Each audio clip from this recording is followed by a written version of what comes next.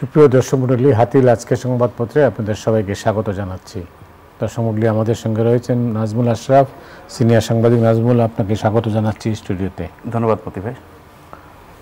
শিরোনাম দেখছি, বাংলাদেশ প্রতিদিনের শিরোনাম হচ্ছে নতুন মোড়কে পুরনো নেতা রণক্ষেত্র শাহবাগ।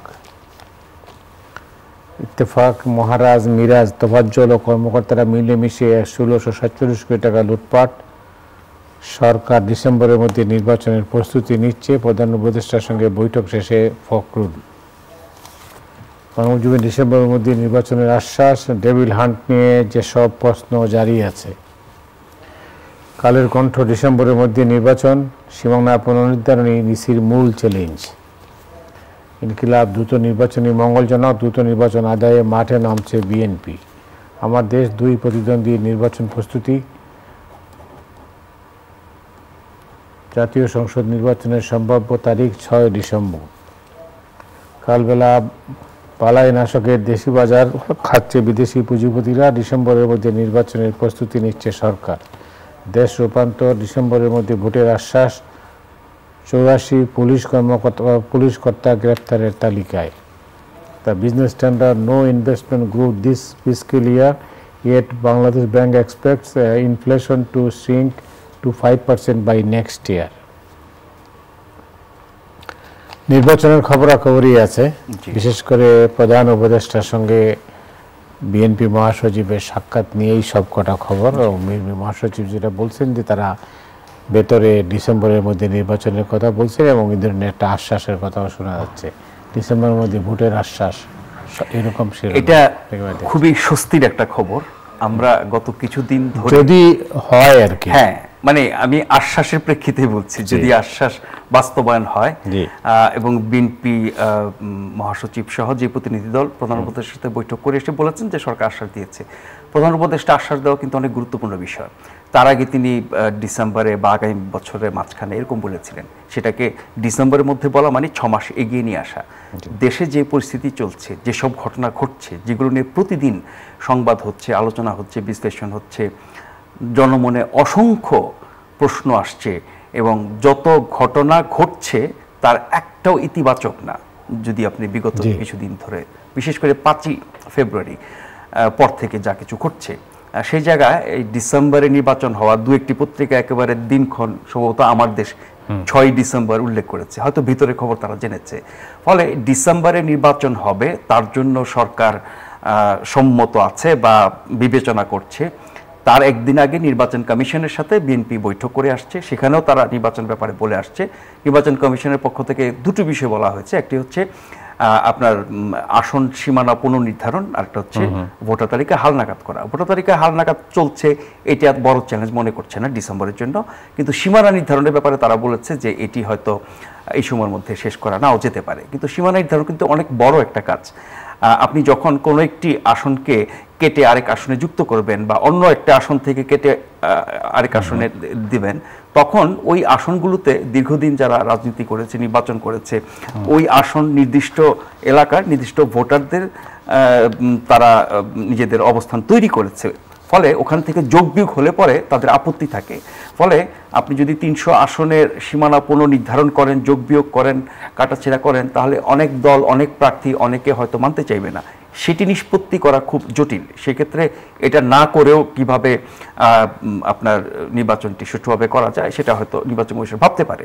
তো আমি আবারও বলছি যে নির্বাচন ডিসেম্বরে হবে, যেটুকু আশ্বাস আমরা পেলাম বিভিন্ন গণমাধ্যম বা পত্রিকার খবরে যা দেখলাম, এটি অনেক বড় স্বস্তির ব্যাপার। কারণ যেভাবে দেশ চলছে, যা কিছু হচ্ছে, এই সরকারের যে ভূমিকা এবং এই সরকারের বিভিন্ন ক্ষেত্রে যেসব ব্যর্থতা এবং অনেক বিতর্কিত ভূমিকা, এই সব কিছুতে মানুষের মনে ব্যাপক আশঙ্কা, ভয়, অনিশ্চয়তা, অনিরাপত্তা তৈরি হয়েছে যে এভাবে যদি চলতে থাকে, সরকার যদি এভাবে চালাতে থাকে, এরকম ঘটনা যদি ঘটতে থাকে রাজনৈতিক অঙ্গনে,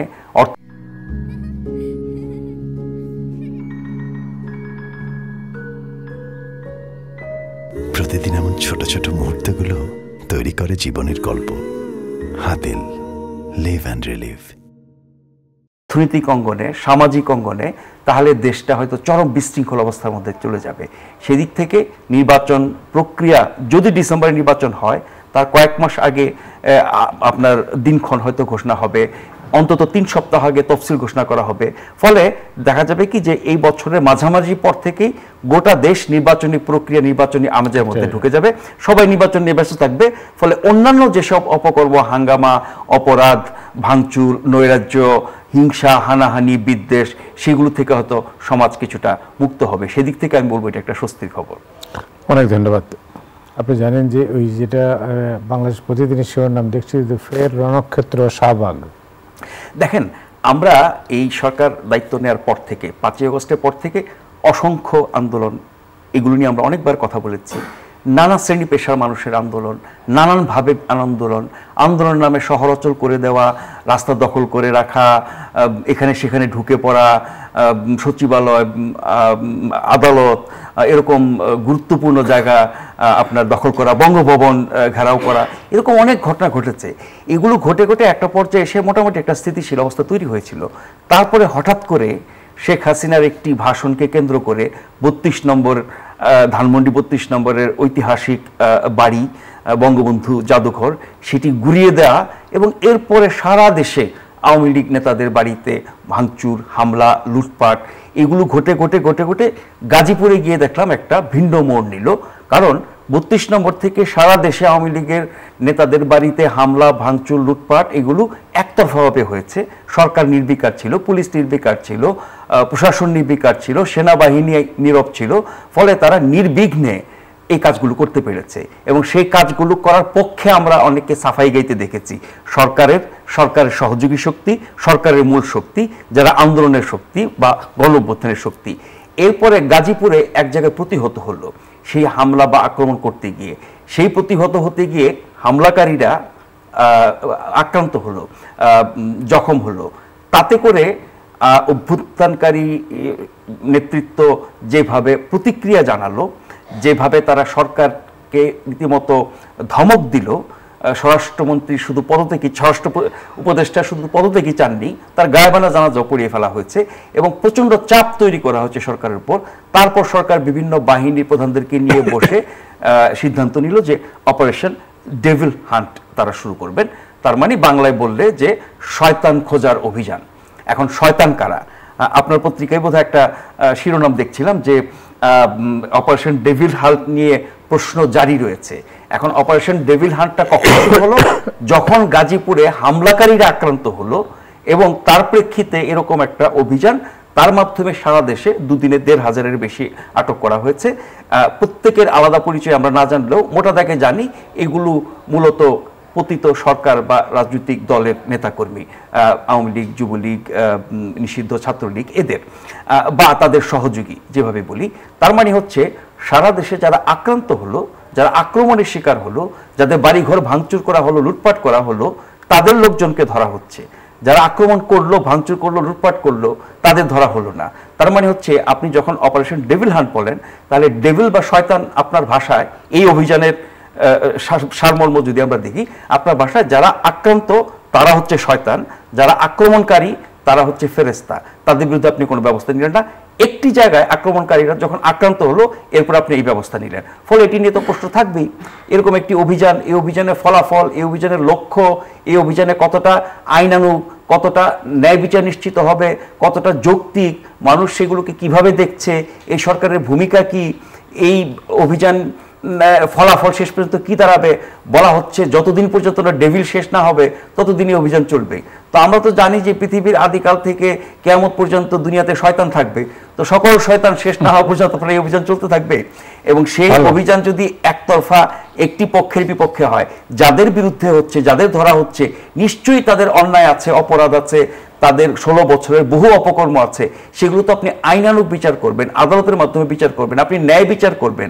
আপনি তো মবকে লেলিয়ে দিয়ে তাদেরকে এভাবে ধ্বংস করতে পারেন না এবং মব তন্ত্র করতে গিয়ে যারা আক্রমণের শিকার হলো তাদের পক্ষ নিয়ে আপনি আরেকটা পক্ষকে ধসে দিতে পারেন না। এটা কোনো সভ্য দেশে হয় না, এটা আইনের শাসন না, এটা ন্যায় বিচার না, এটা যৌক্তিক না, এটা মানবাধিকার, নাগরিক অধিকার সবকিছুর লঙ্ঘন। এই আলোচনা, এই প্রশ্ন, এই সমালোচনা আছে, চলছে।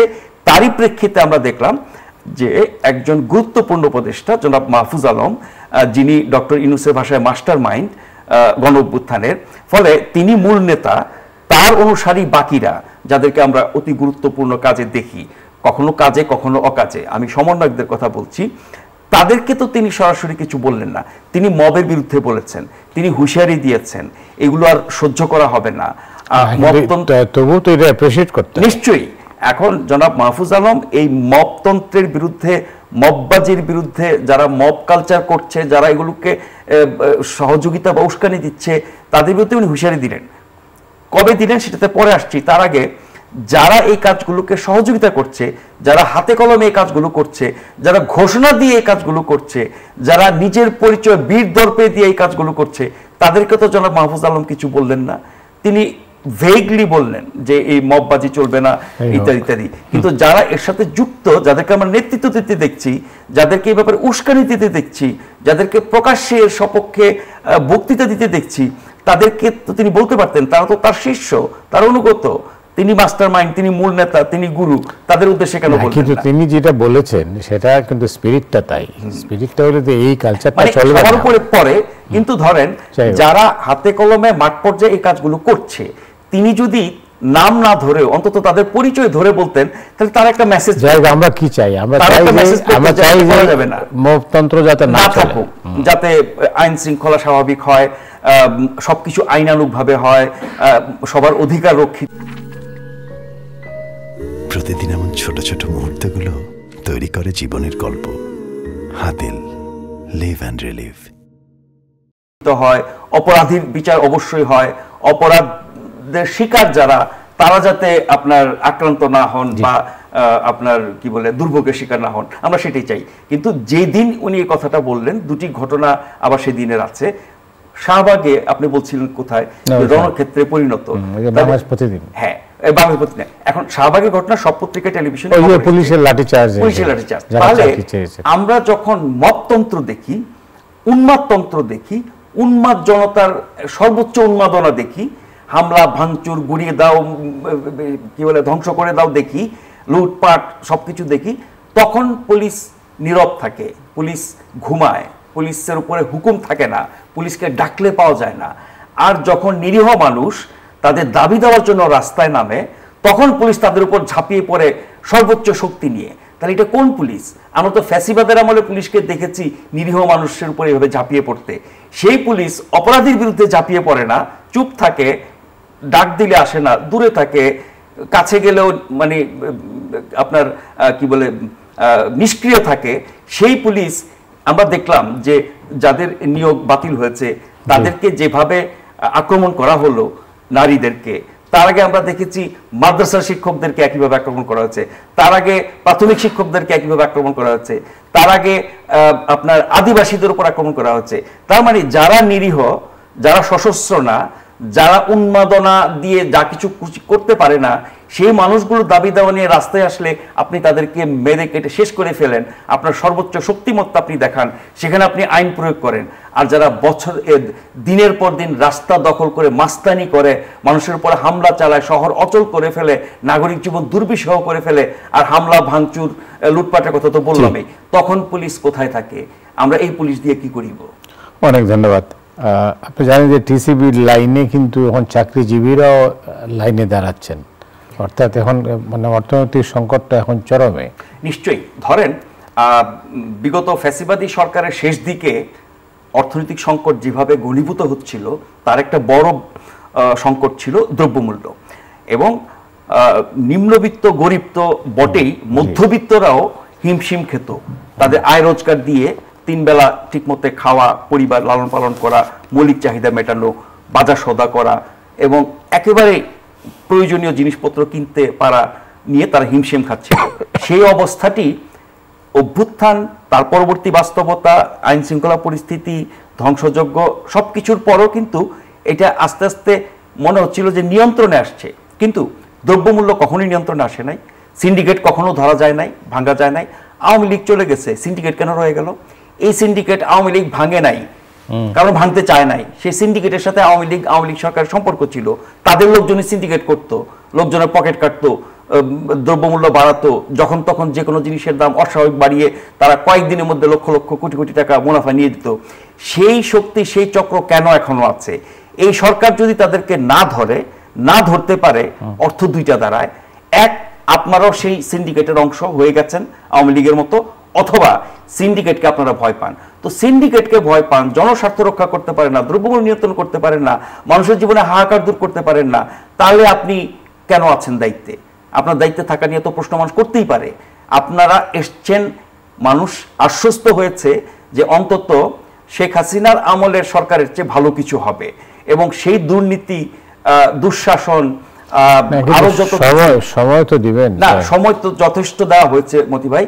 দ্রব্যমূল্য নিয়ন্ত্রণ করা, সিন্ডিকেটকে ধরা, আচ্ছা সিন্ডিকেট যারা করে, যারা দ্রব্যমূল্য বাড়ায়, পুরো সাপ্লাই চেইনে নানা রকমের কারসাজি করে, যারা জিনিসের দাম নানান কারসাজিতে অনেক গুণ বাড়িয়ে তোলে, সেই মানুষগুলোকে ধরা কি অসম্ভব ব্যাপার? গোটা রাষ্ট্রযন্ত্র ব্যবহার করে সেটি তারা কেন পারছেন না? এটা তো মানে সিন্ডিকেট ভাঙা, দ্রব্যমূল্য কমানো, মানুষের জীবনে তাৎক্ষণিক স্বস্তি দেওয়া, আইন শৃঙ্খলা পরিস্থিতি নিয়ন্ত্রণ করা, আপনি হয়তো দীর্ঘমেয়াদের যে সংকটগুলো সেগুলো দূর করতে সময় লাগবে, কিন্তু এই কাজগুলো করার জন্য কি বছরের পর বছর সময় লাগবে? আপনারা যদি 2-4 জন সিন্ডিকেটের সদস্য ধরে বলতেন যে এরা সিন্ডিকেট করে, এদের কারণে দাম বেড়েছে, দুইটাকে ধরলে আর বাকি দুইটা আপনার ভয় পেত, তারা সতর্ক হয়ে যেত, আমরা তো একজনকে ধরতে দেখলাম না। ফলে এখানে আসলে সময়ের ব্যাপার না, এখানে সদিচ্ছার ব্যাপার, সাহসের ব্যাপার। হয় তাদের সাথে মিলে গেছে, অথবা তাদেরকে তারা ভয় পান। তো যদি সিন্ডিকেটকে ভয় পান, তাহলে জনস্বার্থ রক্ষা করতে পারবেন না। তাহলে বিগত সরকারকে আমরা এত দোষ দিয়েছি সিন্ডিকেটের ব্যাপারে, তাহলে তারাও সিন্ডিকেটকে ভয় পেত। তার মানে সিন্ডিকেটই হচ্ছে রাষ্ট্র, সিন্ডিকেটই হচ্ছে সবচেয়ে শক্তিশালী, রাষ্ট্রের চেয়ে, সরকারের চেয়ে, যে কোনো সংস্থার চেয়ে তারা বেশি শক্তিশালী। তো আমরা সেই সিন্ডিকেটের শাসনেই থাকি। বাস্তব অবস্থা তাই, যেটা হচ্ছে যে প্রবৃদ্ধিও কমছে, প্রবৃদ্ধি কমে 4.22%, আর কমেছে মাথা পিছু আয়ও। ওয়ার্ল্ড ব্যাংক কিন্তু এর আগেই ফোরকাস্ট দিয়েছিল, এই যে বিগত সরকার প্রবৃদ্ধি সহ অন্য আরো অনেক পরিসংখ্যান যেগুলো দিয়ে বাহাদুরি করতো, সারা বিশ্বে প্রশংসা করাতো, সেগুলো কতটা সঠিক বা ব্যাঠিক ছিল তখন চ্যালেঞ্জ করা যেত না, বোঝাও যেত না। বিদেশিরাও এগুলো বিশ্বাস করতো, বিশ্বাস করেও তারা প্রশংসা করতো। আমরা এখন দেখছি প্রতিদিন এমন ছোট ছোট মুহূর্তগুলো তৈরি করে জীবনের গল্প। Hatil, live and relive. যে অনেক কিছু সঠিক ছিল না, কারণ বাংলাদেশ পরিসংখ্যান ব্যুরো সহ আরো যেসব সরকারি প্রতিষ্ঠান এসব তথ্য সরবরাহ করে, তারা সরকারের হুকুমে, সরকারের কৃতিত্ব দেওয়ার জন্য কাজগুলো করতো। এখনো কি তারা তাই করে? যদি না করে থাকে তাহলে প্রকৃত চিত্র আমরা পাবো। এখন প্রবৃদ্ধির হার কমে গেছে, আরো অনেক সূচক নিম্নমুখী। হ্যাঁ, আমাদের রিজার্ভ বেড়েছে, এখন রিজার্ভ আমার আগের চেয়ে ভালো হয়েছে, প্রচুর আছে, কিন্তু তার সুফল কি দেশ পাচ্ছে? দেশে অর্থনৈতিক সংকট যাচ্ছে না, দ্রব্যমূল্য কমছে না, মানুষের জীবনের সাথে যুক্ত যা কিছু সবকিছু যদি নিম্নমুখী হয়, শুধু রিজার্ভ বাড়িয়ে লাভ কি? আপনার বাড়িতে সিন্দুক ভর্তি টাকা, কিন্তু আপনার ছেলে মেয়েরা না খেয়ে থাকে, তাহলে তো ওই টাকার কোনো সুফল কেউ পেল না। শুধু রিজার্ভ বাড়ানোর কৃতিত্ব দেখিয়ে তো লাভ নাই। অন্য কোনো দিক থেকে তো সরকার বলতে পারছে না যে আমার এগুলো ঊর্ধ্বমুখী বা এখানে আমি বাড়তি কিছু অর্জন করেছি। ডক্টর আলী রিয়াজ বলেছেন যে সংবিধান সংশোধন হবে গণভোটে, তার মানে ভোট হতে যাচ্ছে এখন। গণভোট, গণপরিষদ, এটি একটা পক্ষের দাবি। জাতীয় সংসদ নির্বাচন এবং সংসদের মাধ্যমে নানান সংস্কার, পরিবর্তন, সংযোজন, বিয়োজন, সেগুলো অনুমোদন করে গণতান্ত্রিক প্রক্রিয়ায় ফেরত যাওয়া, সেটি আরেকটি দাবি। এখন পর্যন্ত আমরা দৃশ্যত যা জানি সেটি হচ্ছে সকল রাজনৈতিক দল, প্রায় সকল রাজনৈতিক দল, আমার মনে পড়ে না কোন রাজনৈতিক দল বলছি, সেটি বিএনপি, জামাত থেকে শুরু করিয়া বাম দল, মধ্যপন্থী দল, ইসলামী দল, ছোট দল, বড় দল, সবাই কিন্তু সংসদ নির্বাচনের কথাই বলছে। এবং এখন মোটামুটি সংসদ নির্বাচনেও সবাই প্রায় কাছাকাছি এসে গেছে ডিসেম্বরের মধ্যে। সেই পথেও সরকার যাচ্ছে। এবং আজকে খবর যেটি নিয়ে আমরা শুরু করেছিলাম আলোচনা, প্রধান উপদেষ্টাও বলছেন, নির্বাচন কমিশনও বলছেন, মানে গোটা দেশ, গোটা জাতি হচ্ছে সংসদ নির্বাচনমুখী, এবং সেটি ডিসেম্বরের মধ্যে হওয়ার একটা সম্ভাবনা তৈরি হয়েছে। সংসদ নির্বাচনের মাধ্যমে নতুন সরকার, জনগণের সরকার, নির্বাচিত সরকার গঠিত হবে। আমরা গণতান্ত্রিক প্রক্রিয়ায় ফেরত যাব, আগের চেয়ে ভালো গণতন্ত্র পাবো। সেই সরকার জবাবদিহিতা, সেই সরকার স্বচ্ছতা নিশ্চিত করবে, দুর্নীতি, দুঃশাসন কমাবে, এবং অন্য আরো অনেক খারাপি থেকে দেশকে মুক্ত করবে, মানুষকে একটা উন্নত জীবন দেবে, সেই প্রত্যাশা। ব্যতিক্রম মাত্র যে দলটি এখনো জন্ম নেয় নাই, জন্ম নিতে যাচ্ছে, তারা বলছে জাতীয় সংসদের নির্বাচন নয়, আপনার কি গণপরিষদের নির্বাচন, এবং গণপরিষদ নির্বাচনের মাধ্যমে নতুন সংবিধান চালু করা, এই সংবিধান ছুড়ে দেওয়া এবং তার মাধ্যমে আবার নতুন করে দেশ রাষ্ট্রটাকে গঠন করা, তৈরি করা। এটি একটি জন্ম নেয় নেই এখনো সেই দলের দাবি, বা যারা এই দলে জন্ম দিতে যাচ্ছে তাদের দাবি। তো ডক্টর আলী রিয়াজ তিনি একজন শিক্ষক, উনি ঢাকা বিশ্ববিদ্যালয়ের সর্ষে আমার শিক্ষক ছিলেন, তখন তিনি সাংবাদিকতার শিক্ষক ছিলেন, পরে তিনি ইলিনয় স্টেট ইউনিভার্সিটিতে গিয়ে রাষ্ট্রবিজ্ঞানের শিক্ষক হয়েছেন, কাজ করেছেন সংবিধান নিয়ে, অনেক বৈচিত্র্য কিন্তু। তো তিনি ওই লাইনে কেন বলছেন একটি দল জন্ম নেয়নি, সেই দলের দাবির পক্ষে উনি কথা বলা এরকম গুরুত্ব।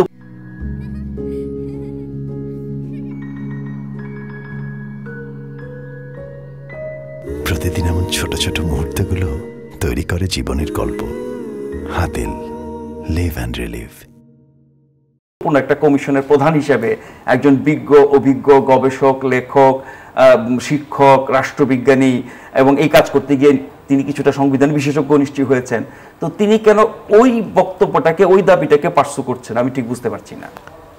ওয়েল, দেখা যাক কি হয়। আপনি জানেন যে সাগর রুনি হত্যাকাণ্ডে 13 বছরও হত্যার মোটিভ উদ্ঘাটিত হয়নি। এটা বিগত সরকার করে নাই, এই সরকারও করছে না। ইত্তেফাকের রিপোর্ট। হ্যাঁ, তার মানে হচ্ছে ওই হত্যাকাণ্ডের পেছনে যে শক্তি, তারা এখনো খুব শক্তিশালী। মানে তাদের প্রভাব, তাদের দাপট, তাদের অবস্থান আওয়ামী লীগ সরকারের সময় যতটা শক্তিশালী ছিল এখনো পর্যন্ত সেরকম শক্তিশালী আছে। তার প্রমাণ হচ্ছে এর কোনো অগ্রগতি হচ্ছে না। তো আমরা সাগর রুনি হত্যাকাণ্ডের বিচার, কারা করেছে, কারা দায়ী, তাদের শাস্তি, এগুলো আমরা জীবদ্দশায় দেখে যেতে পারবো কিনা জানি না। আপনার এরকম ধারণা হলো কেন? কারণ এখন পর্যন্ত গতি প্রকৃতি তাই আছে। যদি এই সরকার এসে কিছু একটা আশার আলো দেখাতো যে হ্যাঁ আমরা এই মামলাটিকে নিলাম, মানে সরকার, আদালত, বাদীপক্ষ, তদন্তকারী, বিচার সংশ্লিষ্ট যারা আছেন সবাই মিলে আমাদের কি কোনো আশার আলো দেখাতে পেরেছে যে আমরা মনে করব যে সাগররুনি হত্যাকাণ্ডের বিচার হবে, প্রকৃত অপরাধীরা ধরা পড়বে, চিহ্নিত হবে এবং শাস্তি পাবে? এবং এই শক্তি দেশে না বিদেশে, দেশের ভিতরে থাকলে সেটা কারা? এটি কি শুধুই রাজনৈতিক শক্তি নাকি অন্য কোনো শক্তি আছে? এর সাথে জাতীয়, আন্তর্জাতিক বা আঞ্চলিক কোনো শক্তির সংযোগ আছে কিনা? বহু প্রশ্ন এত বছর আলোচিত হয়েছে, আমরা কোনোটাই জানি না, সবই ধারণা করা যায়। যখন কোনো কিছুর সুরাহা হয় না, অগ্রগতি হয় না, উদ্ঘাটিত হয় না, এবং বছরের পর বছর একটি মামলাকে শুধু ঝুলিয়ে রাখা হয়, সর্বোচ্চ আদালতের নির্দেশের পরও কোনো আমরা ফলাফল দেখি না, তখন তো ধরতেই হবে যে এটা কোনোদিনই কিছু হবে না। হয়তো শেষ করছে, 1 মিনিট হাতে আছে, জি জাস্ট 30 সেকেন্ডের মধ্যে শুনবো। গাজার নিয়ন্ত্রণ নিতে বদ্ধপরিকর ট্রাম্প, কঠোর হুঁশিয়ারি হামাসের। দেখেন, ট্রাম্প আমেরিকার মুসলমানদের ভোট কিন্তু যথেষ্ট টেনেছে, কারণ বাইডেন সরকার এই গাজার প্রশ্নে বা গাজা যুদ্ধ বা ইসরায়েলের সাথে হামাসের যুদ্ধের ব্যাপারে যেই ন্যাক্কারজনক ভূমিকা নিয়েছিল, তার জন্য আমেরিকার মুসলমান সহ অন্য আরো অনেক সম্প্রদায় বা অনেক ধর্মের মানুষ তাদেরকে নিন্দা করেছে। এমনকি ডেমোক্রেটরা ছাড়া আমেরিকাতে বিভিন্ন স্টেটে, শহরে বিক্ষোভ করেছে, সেগুলো আপনি জানেন। তখন ট্রাম্প সেই সুযোগটা নিয়েছে। ট্রাম্প বলেছে যে সে এটার একটা শান্তিপূর্ণ সমাধান করবে, সেই যুদ্ধ বন্ধ করবে, দায়িত্ব নেওয়া মাত্র সবকিছু করে ফেলবে, এবং বেকুব মুসলমানরা দলে দলে গিয়ে ট্রাম্পকে ভোট দিয়েছে, তার পক্ষে সমর্থন জানিয়েছে, প্রকাশ্যে তার জনসভায় গিয়ে ভাষণ দিয়েছে। এখন বুঝতে পারছে ট্রাম্প কত বড় ইতর। সে এখন পুরো গাজা নিয়ন্ত্রণ নিয়ে নিতে চায়, গাজা খালি করে ফেলতে বলছে, সেই গাজা সে আলটিমেটলি ইসরায়েলকে দিয়ে দেবে। তার মানে হচ্ছে কতটা বোকা বানিয়েছে, এবং বোকা বানিয়ে মুসলমানদের ভোট নিয়েছে সে যে কত বড় মানে শয়তান, এটা দিন দিন প্রমাণ পাওয়া যায়। অনেক ধন্যবাদ আপনাকে। আপনাকে অনেক ধন্যবাদ। দর্শক মণ্ডলী, আজ রাতের মতো এখানে বিদায় চাইছি, আগামীকাল আবার দেখা হবে। শুভরাত্রি।